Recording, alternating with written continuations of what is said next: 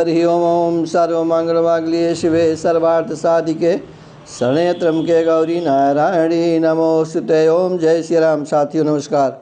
साथियों, astrologer JK. राय के YouTube channel पर आपका स्वागत है। साथियों, आज मैं आपको बहुत ही महत्वपूर्ण काम की जानकारी वास्तु के रूप में देने जा रहा हूँ, जिसको जान करके समझ करके और अप्लाई करके और आप अपना भला कर सकते हैं।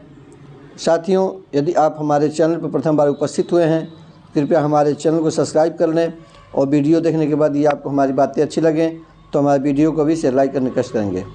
तो साथियों, जैसा कि मैंने आपसे चर्चा किया, आज मैं आपको वास्तु ज्ञान के रूप में बहुत ही अद्भुत और बहुत काम की जानकारी देने जा रहा हूँ। साथियों, बहुधा देखा जाता है कि लोग बिना विचार किए ही घर का निर्माण शुरू कर देते हैं, बिना विचार किए घर में प्रवेश कर लेते हैं, गृह प्रवेश कर लेते हैं। साथियों, इन चीज़ों का बहुत व्यापक असर पड़ता है और उसके शुभ और अशुभ परिणाम देखने को मिलते हैं। साथियों, आपने सुना होगा, आम बोलचाल में सुना होगा, लोग कहते हैं, अरे यार, हमने पता नहीं किस नक्षत्र में जन्म लिया कि ऐसा हो रहा, अरे यार, पता नहीं किस नक्षत्र में ये काम मैंने शुरू किया कि हमारा काम नहीं भला हो रहा है।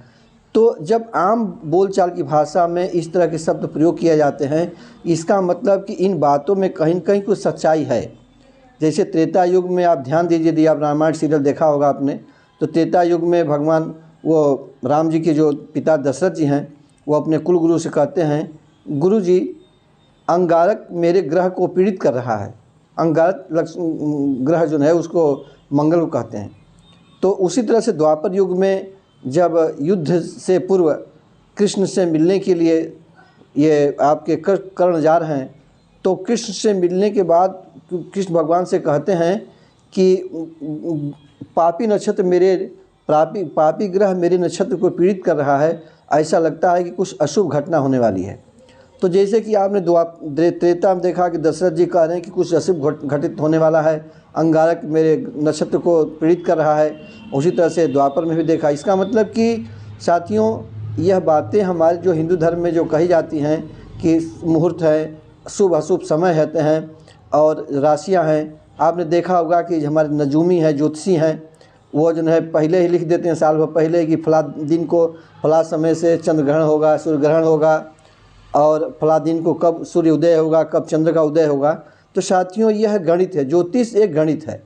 तो ज्योतिष का आधार क्या है? ग्रह और नक्षत्र हैं, और ग्रह नक्षत्रों के शुभ और अनुकूल समय के ही आधार पर हम शुभ और अशुभ समय का निर्धारण करते हैं। हमारे जो तमाम जो संस्कार होते हैं हमारे हिंदू धर्म में, बच्चा गर्भ में आते से लेकर के और मृत्यु के समय तक के जो 16 संस्कार होते हैं, तो कुछ संस्कारों को छोड़ दें तो विशेष संस्कार जो होते हैं उनको मुहूर्त देख के किए जाते हैं। उसी तरह से हमारा विवाह है, एक मुहूर्त देख के किया जाता है। उसी तरह से आप साथियों, जब ये सब सारे काम एक मुहूर्त देख के किए जाते हैं, तो गृह निर्माण और गृह प्रवेश तो एक अत्यंत ही मतलब कि महत्वपूर्ण जीवन का कार्य होता है। क्योंकि जैसे हम शादी एक बार करते हैं, तो उसी तरह से अगर हम एक घर बनाते हैं, घर में निवास करने जा रहे हैं, तो घर में निवास करने वाले जो हमारे सदस्य हैं, गृह स्वामी हैं, उन पर शुभ और अशुभ उस गृह प्रवेश के या गृह निर्माण के समय का प्रभाव पड़ता है। तो साथियों, पुरानी बातों से सिद्ध है कि इन सब चीज़ों का प्रभाव पड़ता है। तो क्यों न हम इस समय को, शुभ और अशुभ समय को जान करके ही जो है अपना भला करें, अपना घर निर्माण करें और गृह प्रवेश करें।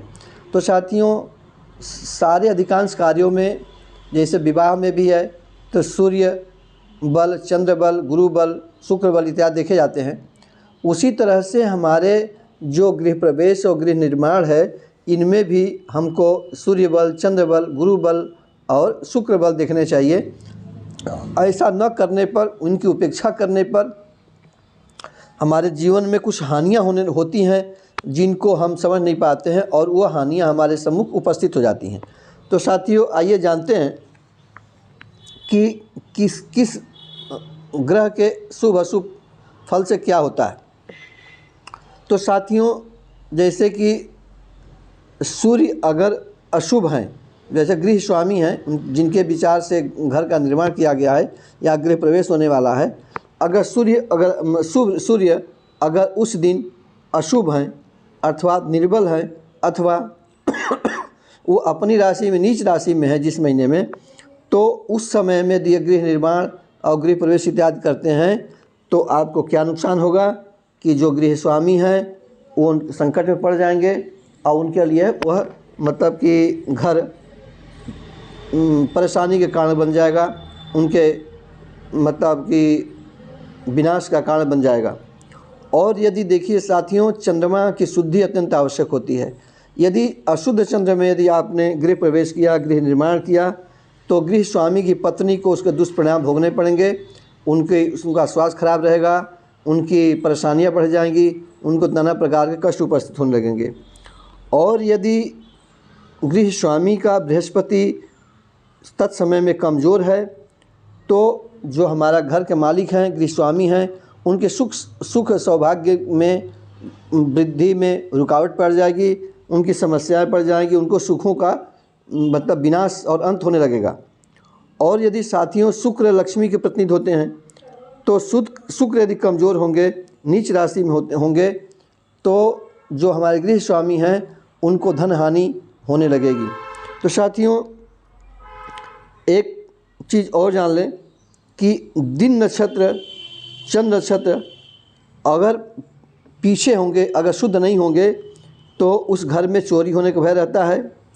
वास्तुशास्त्रों के अनुसार पूर्व मुख्य घर में अगर लग्न में जिस समय आपने कोई गृह प्रवेश या गृह निर्माण किया, अगर लग्न में चंद्रमा रहेंगे तो आगे माने जाएंगे, दक्षिण के घर में अगर लग्न में चंद्रमा रहेंगे तो बाएं के श्रेणी के माने जाएंगे, और पश्चिमी जो मेन गेट है उस घर में यदि लग्न चंद्रमा पीछे माने जाएंगे, और उत्तर मुखी का जो घर है आपका मेन गेट उत्तर मुख में है तो लग्न चंद्रमा को संज्ञा क्षीण चंद्रमा के रूप में मानी जाएगी।